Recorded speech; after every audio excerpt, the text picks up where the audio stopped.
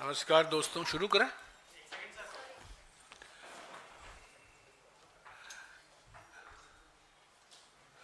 नमस्कार दोस्तों। नमस्कार दोस्तों।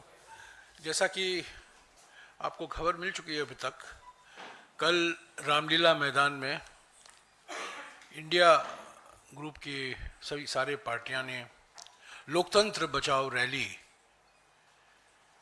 का आयोजन किया है। और इस रैली के बारे में और जानकारी देने के लिए हमारे एआईसीसी प्रभारी दिल्ली के दीपक बाबरिया जी और हमारे दिल्ली प्रदेश कांग्रेस कमेटी के अध्यक्ष अरविंदर सिंह लवली जी यहाँ मौजूद हैं। पहले बाबरिया जी बोलेंगे, उसके बाद में लवली जी कुछ बातें कहेंगे और अगर ज़रूरत पड़े अंत में मैं कुछ कहूँगा। दीपक बाबरिया जी। आदरणीय जयराम जी, मेरे साथी दिल्ली प्रदेश कांग्रेस के अध्यक्ष लवली जी और आप सभी पधारे हुए पत्रकार साथियों, सबको मेरा नमस्कार।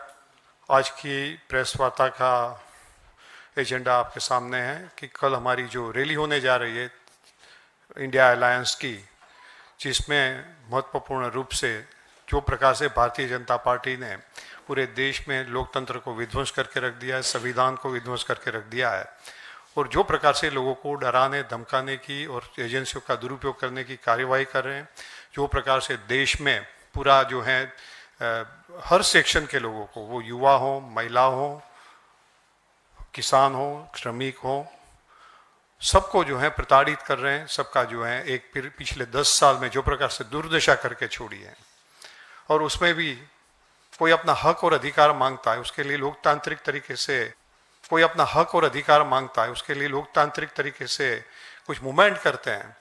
आपने देखा हरियाणा में किस तरह से किसान संगठनों के साथ इन्होंने पहले 2 साल 1.5 साल तक वो दिल्ली के सीम पर रहे, इतने बड़ी मात्रा में किसान यहाँ धरने दिए, प्रदर्शन दिए, 700 उनके साथी शहीद हुए।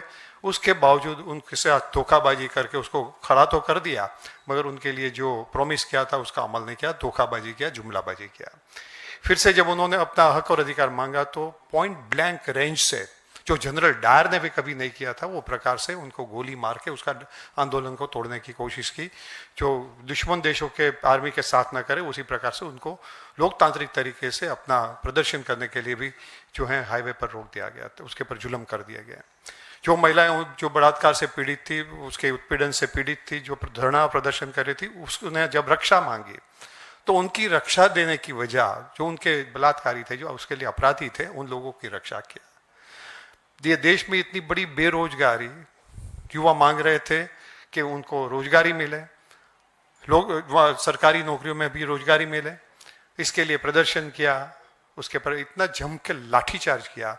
आज की डेट में भी जो पेपर लीकेज वाले गुजरात से लेके जहाँ जहाँ भी भारतीय जनता पार्टी की सरकारें हैं, उसमें कहा जाता है कि उनके कहीं ना कहीं आरएसएस के साथी भी उसमें सम्मिलित होते हैं और पिछले दरवाजे से उसकी कैडर को उसमें सरकारी नौकरियों में लगा देना चाहते हैं, देश के बड़ी मात्रा में युवाओं को अन्याय करना चाहते हैं, वो भी उन्होंने रोक दिया। आज ये परिस्थिति में दमन की परिस्थिति है, लोग न्याय मांगते हैं। राहुल जी पूरे देश में भारत जोड़ो न्याय यात्रा से लोगों को जगाने की कोशिश कर रहे हैं, और वही मौके पे आपने देखा कि विपक्षी एकता तोड़ने के लिए इन्होंने लगातार प्रयास किए। वो हेमंत सोरेन जी हो, केजरीवाल जी हो, और हमारे कई नेताओं और उनके पार्टी के बड़े बड़े लीडर हो जो कहे हैं, उनके सामने ईडी और सीबीआई के समन्स भेजना, उसकी प्रताड़ना करना, ये इसके विरोध में कल जो है पूरे दिल्ली में बड़ी मात्रा में जो है प्रदर्शन का, रैली का आयोजन किया गया है। उसकी विस्तृत जानकारी आपको मेरे साथी अरविंदर सिंह लवली आपको देंगे। शुक्रिया बाबरिया जी। लवली जी।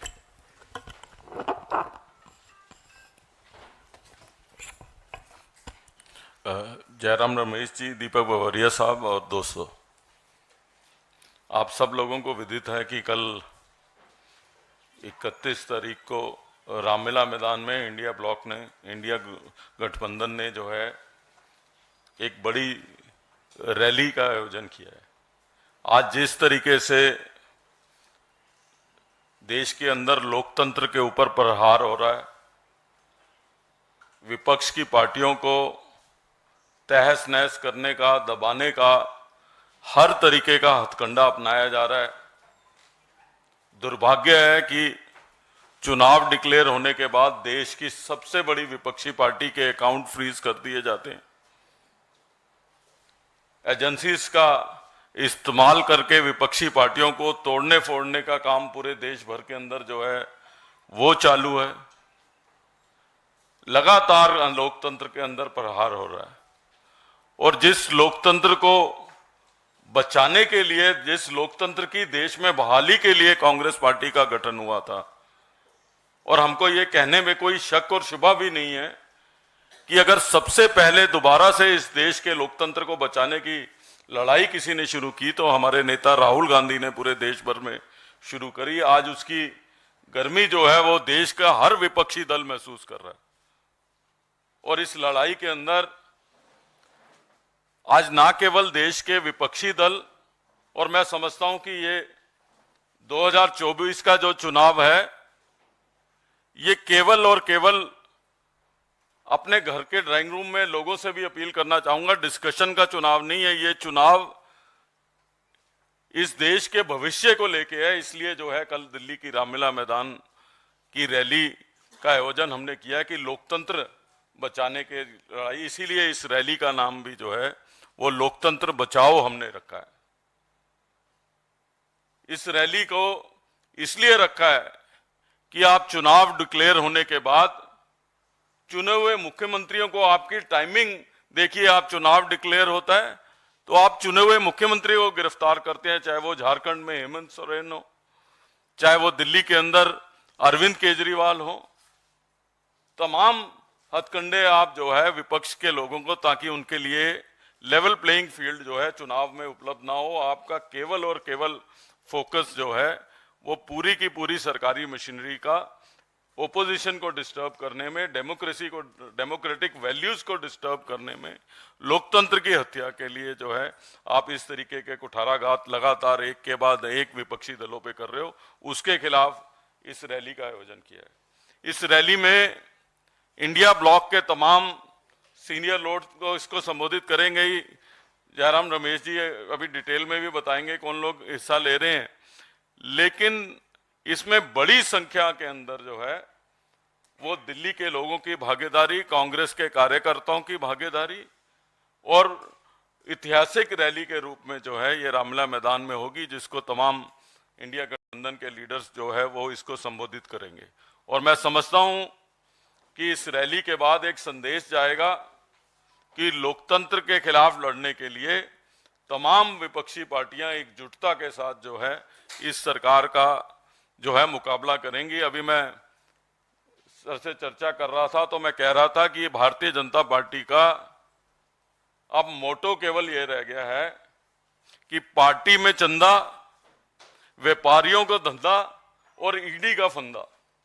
ये केवल और केवल ये केंद्र की सरकार इस 3 मोटो पे काम कर रही है और हम इनको कहना चाहते हैं कि इस लोकतंत्र के लिए हमारे पूर्वजों ने कुर्बानी दी थी और इस लोकतंत्र को के साथ इस तरीके का प्रहार और उसको खत्म करने की जो कोशिश हो रही है उसको हम कामयाब नहीं होने देंगे।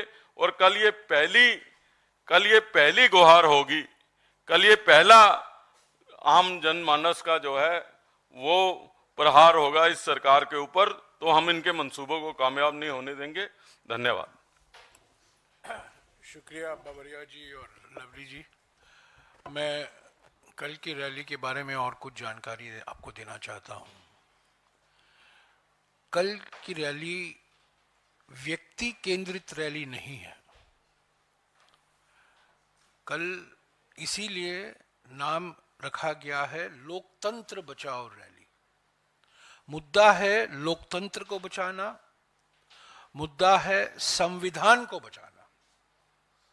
व्यक्ति केंद्रित रैली नहीं है। दूसरी बात मैं कहूं, ये किसी एक पार्टी की रैली नहीं है। कुछ 28 पार्टियां इसमें शामिल हैं। सारे इंडिया गठबंधन, इंडिया जनबंधन, मैं बार बार कह रहा हूं ये गठबंधन नहीं है, ये जनबंधन है। इंडिया जनबंधन के सारे पार्टियां इसमें शामिल है। तृणमूल कांग्रेस भी शामिल है। हालांकि हमारा सीट शेयरिंग फॉर्मूला नहीं हो पाया पश्चिम बंगाल में, फिर भी कल तृणमूल कांग्रेस के वरिष्ठ नेता मौजूद होंगे। तो ये किसी एक पार्टी की रैली नहीं है, ये इंडिया जनबंधन की रैली है, इंडिया जनबंधन की दूसरी रैली है, पहली रैली नहीं है ये। आपको याद होगा मुंबई की शिवाजी पार्क में भारत जोड़ो न्याय यात्रा की समाप्ति के बाद 17 मार्च को इंडिया जनबंधन की एक बहुत बड़ी रैली हुई थी शिवाजी पार्क में, और सभी नेता, मुख्यमंत्री, पार्टी के अध्यक्ष, सभी लोग वहां मौजूद थे, और वहां शंखनाद वहां से शुरू हुआ, और आज कल दूसरा शंखनाद होगा रामलीला मैदान से। मुद्दे क्या हैं? सबसे बड़ा मुद्दा, पहला मुद्दा यह है महंगाई, बढ़ती हुई महंगाई। पिछले 45 सालों में सबसे ऊंचा बेरोजगारी का दर, और खास तौर से युवा बेरोजगारी का दर, बढ़ती हुई आर्थिक विषमताएं आप देख रहे हैं, अमीर सुपर अमीर बन रहे हैं और गरीब और मध्य वर्ग वही के वही हैं। विकास का फायदा कुछ ही लोगों को मिल रहा है, पर विकास की कीमत करोड़ों लोगों को चुकानी पड़ रही है। तो बढ़ती हुई आर्थिक विषमताएं, सामाजिक ध्रुवीकरण, ये पहला मुद्दा है जिस पर कल हमारे नेता बोलेंगे। महंगाई, बेरोजगारी, बढ़ती हुई आर्थिक विषमताएं, एमएसएमई का विनाश, और जो बाबरिया जी ने कहा, सबसे महत्वपूर्ण बात उन्होंने कहा, जो किसानों पर अपराध किए जा रहे हैं, किसानों पर जो अन्याय हुआ है, किसानों को जो अपमान हुआ है, 700 किसान शहीद हुए थे किसान आंदोलन में, उस शहादत को नजरअंदाज किया गया है।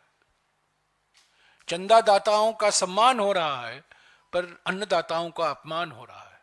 तो यह पहला मुद्दा है। दूसरा मुद्दा है, जिस तरीके से विपक्ष की पार्टियों को निशाना बनाया जा रहा है, केंद्रीय जांच एजेंसियों का दुरुपयोग हो रहा है। 2 मुख्यमंत्री गिरफ्तार हुए हैं, पर इनके अलावा कई मंत्री अलग अलग राज्यों में, उनको भी गिरफ्तार किया गया है। चार्ज नहीं है, पर गिरफ्तार हो गए हैं। ये एक षड्यंत्र है। तो ये एजेंसियों का दुरुपयोग, चुने हुए मुख्यमंत्री और मंत्रियों को गिरफ्तार करना बिना चार्ज फाइल किए हुए,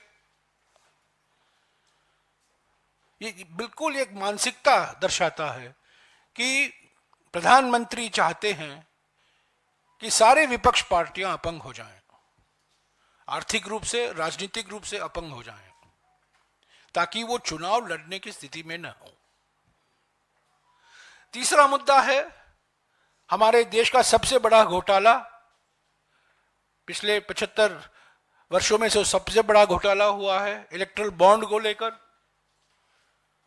सुप्रीम कोर्ट ने इसको गैर संविधान के खिलाफ, अनकॉन्स्टिट्यूशनल है, सुप्रीम कोर्ट ने कहा है, और उसी की वजह से प्रधानमंत्री ने अपने वकील दोस्तों को भड़काकर सुप्रीम कोर्ट को अभी धमकी देने में लगे हुए हैं, क्योंकि वो डर गए हैं 8,200 करोड़ जो चंदा मिला है, और मैंने बार बार कहा है, चंदा दो धंधा लो, हफ्ता वसूली, ठेका लो, चंदा दो और शेल कंपनी, ये 4 तरीके हैं, 4 रास्ते हैं। और जिस तरीके से इलेक्टोरल बॉन्ड के रास्ते से बीजेपी ने चंदा इकट्ठा किया है और उसके साथ साथ हमारे देश के प्रमुख विपक्ष पार्टी के खिलाफ कर आतंकवाद हमले किए जा रहे हैं। कांग्रेस पार्टी को निशाना बनाया गया है खास तौर से, और हमें बार बार, कल रात को भी 2 और नोटिस मिले हमें। कल जब हम प्रेस कॉन्फ्रेंस कर रहे थे तब तक 4 नोटिस हमें मिले थे, कल रात को 2 और नोटिस मिले हैं, और आज मैं नहीं जानता हूं और कितने नोटिस आएंगे, क्योंकि अभी तक केसरी जी के जमाने तक ही नोटिस आए हैं। उनके पहले भी कई कोषाध्यक्ष थे। तो यह तीसरा मुद्दा है, इलेक्ट्रल बॉन्ड का मुद्दा, घोटाला, घूस। चौथा मुद्दा मैं कहूंगा संविधान बचाना, लोकतंत्र बचाना और संविधान बचाना। संविधान खतरे में है। बीजेपी के नेता, आरएसएस के नेता कह रहे हैं कि इस संविधान को वापस हमें लिखना है। यह संविधान का कार्यकाल समाप्त हो चुका है, एक्सपायरी डेट हो चुका है, एक नए संविधान की जरूरत है। और जो संवैधानिक सिद्धांत हैं, पंथ निरपेक्षता, समाजवाद, सामाजिक न्याय, ये सब खतरे में है, क्योंकि ये संविधान खतरे में है। तो साथियों, कल की रैली व्यक्ति केंद्रित रैली नहीं है, कोई एक व्यक्ति को बचाने के लिए नहीं है, संविधान को बचाने के लिए है, लोकतंत्र के बचाने के लिए है। और सभी पार्टियों का योगदान है, कांग्रेस पार्टी, आम आदमी पार्टी, वामपंथी पार्टी, सब लोग कोशिश कर रहे हैं मोबिलाइजेशन के लिए कल। और हमें पूरा विश्वास है कि रामलीला मैदान, सिर्फ रामलीला मैदान में नहीं, पर रामलीला मैदान के आसपास भी लोग हजारों में मौजूद होंगे और एक प्रभावशाली संदेशा जाएगा लोक कल्याण मार्ग को, जो पहले रेस कोर्स रोड कहा जाता था, अभी लोक कल्याण मार्ग कहा जाता है, कि उनका समय अभी हो चुका है। जनता उनसे छुटकारा चाहती है, जनता, देश की जनता चाहती है लोकतंत्र बचे, संविधान बचे, निष्पक्ष चुनाव हो, और ये जो बार बार विपक्ष पार्टियों के खिलाफ बिना मतलब के राजनीतिक साजिश रचाई जा रही है, ये बंद करने का संदेश आ जाएगा कल के रैली से। हमारे पार्टी की ओर से कांग्रेस अध्यक्ष जी मल्लिकार्जुन खड़गे साहब, राहुल गांधी जी और बड़े नेता, वरिष्ठ नेता सभी मौजूद होंगे। मुझे जानकारी मिली है कि शरद पवार जी आएंगे, तेजस्वी यादव जी आएंगे, उद्धव ठाकरे जी आएंगे, सीताराम येचुरी होंगे, डी राजा होंगे, अखिलेश यादव जी होंगे, फारूक अब्दुल्ला साहब होंगे, महबूबा मुफ्ती जी होंगी, दीपांकर भट्टाचार्य सीपीआई एमएल वहां होंगे, झारखंड के मुख्यमंत्री चंपाई सोरेन होंगे, ऑल इंडिया फॉरवर्ड ब्लॉक के जी देवराज होंगे। असली लोकदल, याद रखिएगा, असली लोकदल के सुनील सिंह होंगे, और तमिलनाडु के 3-4 पार्टियां और केरला के 2-3 पार्टियां रहेंगी। कुल मिलाकर मैं समझता हूं कल 27 या 28 पार्टी के नेता रामलीला मैदान में मौजूद होंगे। डीएमके त्रिची शिवा आएंगे, स्टालिन साहब की जानकारी नहीं है, पर डीएमके होंगे त्रिची शिवा, और टीएमसी से डेरिक ओब्रायन होंगे। तो सारे पार्टियां जो पलटी के हैं वो पार्टी नहीं है, पलटी के हुए पार्टी एक तो आप जानते हैं जेडीयू, वो नहीं है। आरएलडी ने भी पलटी किया है, पर आरएलडी वो तो नकली आरएलडी है, असली आरएलडी तो हमारे साथ है। तो आरएलडी के संजय सिंह, सुनील सिंह जी होंगे, और हमारे ओर से मैं फिर से कहूंगा, कांग्रेस अध्यक्ष जी, आदरणीय कांग्रेस अध्यक्ष जी मल्लिकार्जुन खड़गे जी और राहुल गांधी जी दोनों इस रैली को संबोधित करेंगे। शुक्रिया। अगर आपके कुछ सवाल हैं इस रैली के बारे में, बाबरिया जी और लवली जी उसका जवाब देंगे। देखिए, मैंने जो कहा है, कांग्रेस अध्यक्ष जी और राहुल गांधी जी वहां जरूर मौजूद होंगे और भी वरिष्ठ नेता कांग्रेस के वहां होंगे।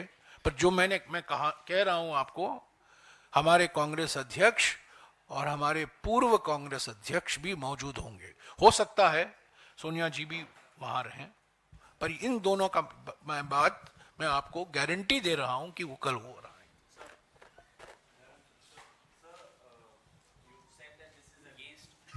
So you've said that the rally is to save the constitution and democracy, but since elections are around the corner, do you also see it as a show of strength and unity for the India bloc and send out a message to the voters? No, that was certainly the purpose of the March 17th rally in Shivaji Park. And that's certainly one of the purposes of the March 31st rally.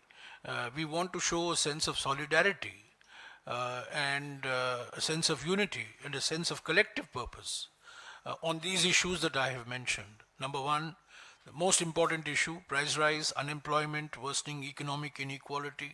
Second, the issue of electoral bonds, the big scam, the biggest scam in post-independent India, the electoral bond scam, which has been declared unconstitutional by the Supreme Court, and the Supreme Court itself has now become the target of the Prime Minister and his friends. The third issue, the misuse of investigative agencies to arrest democratically elected chief ministers and other political leaders, including ministers in different states. And fourth, this determined assault on the Constitution to get the Constitution rewritten and redo the entire Constitution of which Dr. Ambedkar was the prime architect. These are the issues. So it is a Save Democracy rally. It's a Protect Dr. Ambedkar Constitution rally. एक minute हाँ. Yesterday night. So, can you please share the details from which department? I'll share it with you separately. Sir, ये क्या वजह है कि आप If we don't receive notices, I get surprised. Receiving notices is no longer a shocking or surprising development. In fact, if a day passes without getting a notice, you begin to wonder what is happening. Sir, आपको बार बार क्यों ये इस बात पे emphasise करना पड़ रहा है कि ये किसी व्यक्ति विशेष पे केंद्रित रैली नहीं क्योंकि है? आप लोग ये प्रचार कर रहे हैं ना, मैं इसीलिए बार बार ये कह रहा हूं, क्योंकि आप ही लोग प्रचार करते हैं ना, तो इसीलिए मैं इसका बिल्कुल स्पष्ट कर देना चाहता हूं, इंडिया गठबंधन की रैली है, किसी एक व्यक्ति केंद्रित रैली नहीं है, और इसमें सारे पार्टियां शामिल हैं, सारे नेता शामिल हैं, और व्यक्ति को बचाने के लिए नहीं है, संविधान को बचाने के लिए, लोकतंत्र को बचाने के लिए, निष्पक्ष चुनाव को बचाने के लिए। हम अपने आप को मदर ऑफ डेमोक्रेसी कहते हैं, पर जिस तरीके से डेमोक्रेसी की हत्या हो रही है रोज, उसके खिलाफ है रैली। मैं इसीलिए कह रहा हूं क्योंकि आप लोग प्रचार करते रहते हैं कि ये एक पार्टी की रैली है, एक व्यक्ति की रैली है। ये रैली अरविंद केजरीवाल की गिरफ्तारी के खिलाफ है, इसलिए मैंने कहा ना, चुने हुए मुख्यमंत्री, मैंने आपको 4 या 5 मुद्दे गिनाए हैं, और एक मुद्दा जो जरूर है, हमें हेमंत सोरेन जी को भूलना नहीं चाहिए। हेमंत सोरेन पहले मुख्यमंत्री थे जिनकी गिरफ्तारी हुई, और कब हुई उनकी गिरफ्तारी? जब भारत जोड़ो न्याय यात्रा झारखंड में प्रवेश होने वाली थी। तो हेमंत सोरेन हैं, केजरीवाल जी हैं, कई मंत्री हैं अलग अलग राज्यों में, दिल्ली में भी कई मंत्री हैं, झारखंड में मंत्री हैं, तमिलनाडु में मंत्री हैं, और कई नेताओं को निशाना बनाया गया है। तो एक व्यक्ति के नजरिए से कल की रैली को मत देखिएगा, लोकतंत्र के नजरिए से देखिएगा, संविधान के नजरिए से देखिएगा। जयराम जी, जैसे और क्या कल्पना सोरेन भी बुलाए हैं, उनको भी बुलाए हैं आप लोग? सॉरी, क्या? कल्पना सोरेन, हेमंत सोरेन की पत्नी, क्या वो भी होंगी रैली में? चंपाई सोरेन मुख्यमंत्री झारखंड मौजूद होंगे। और सुनीता केजरीवाल? राहुल जी खुद गए थे, उन्होंने कल्पना सोरेन से मुलाकात की है, उनके घर गए थे रांची में। जब भारत जोड़ो न्याय यात्रा के समय हम लोग रांची में थे, राहुल जी खुद गए थे और कल्पना सोरेन से वो मिले थे। कल जहां तक मेरी जानकारी है, झारखंड के मुख्यमंत्री चंपाई सोरेन जी कल होंगे जेएमएम की ओर से, और भी नेता होंगे, पर जो मेरे पास नाम है वो चंपाई सोरेन जी का नाम है। जयराम जी, एक तरफ आप लोकतंत्र या संविधान की दुहाई देते हैं बचाने की, वहीं आज ईडी ने फिर जो है दिल्ली सरकार में एक मंत्री हैं कैलाश गहलोत, उनको नोटिस दिया है। और कल की जो आपकी रैली हो रही है उसको लेकर भारतीय जनता पार्टी के राष्ट्रीय महासचिव कहते हैं ये उन नेताओं के लिए जिनको राज्यों में कोई पूछता नहीं है, जहां भीड़ देखते हैं भाषण देने चले आते हैं। देखिए, ये तो आने वाले चुनाव बताएंगे कि कहाँ पे क्या क्या होगा। और अगर वो किसी पार्टी के राष्ट्रीय अध्यक्ष के बारे में या राष्ट्रीय नेताओं के बारे में इस तरीके की टिप्पणी कर रहे हैं, तो यही हमारी लड़ाई है कि किस संस्कृति का डेवलप जो है वो देश की राजनीति में कर रहे हैं। और लाखों लोगों की भीड़ को जो है लीडर संबोधित करने आ रहे हैं, तो भारतीय जनता पार्टी का दिल्ली में क्या असर होने वाला है वो उनकी फ्रस्ट्रेशन से जो है अपने आप जो है समझ में आता है।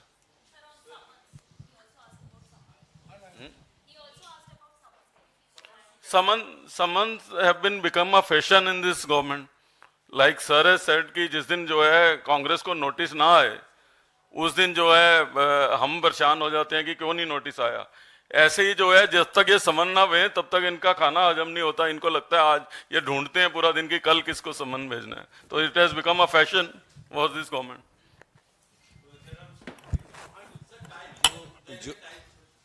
हाँ जी बोलिए। हाँ, टाइम क्या रैली का बोलो। हमने लोगों को सुबह 10 बजे का समय दिया है, 10 बजे से आने शुरू हो जाएंगे। मीडिया के साथियों से अनुरोध है कि आप 11 बजे तक, 10:30, पौने 11 तक जो है आप लोग वहां पे आइए। सर वो तो हेलो, मान के जयराम सर 11 बजे मानकर चलिएगा। जयराम सर दो तब तक सवाल। 2 और नोटिस आ जाएंगे हमें। जयराम सर, हाँ सर, जयराम सर 2 सवाल हैं कि पहला ये कि कल जो 2 नोटिस आए हैं उसमें क्या कुछ कहा मैं गया? आपको अलग से वो जानकारी ओके। अलग से दूंगा।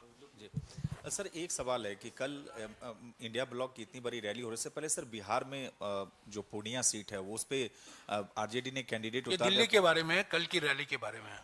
अच्छा, ओके, थैंक यू। अभी 11:15 को एक और प्रेस कॉन्फ्रेंस है, क्योंकि कुछ लोग पार्टी में शामिल हो रहे हैं, और उसके बाद में 12 बजे को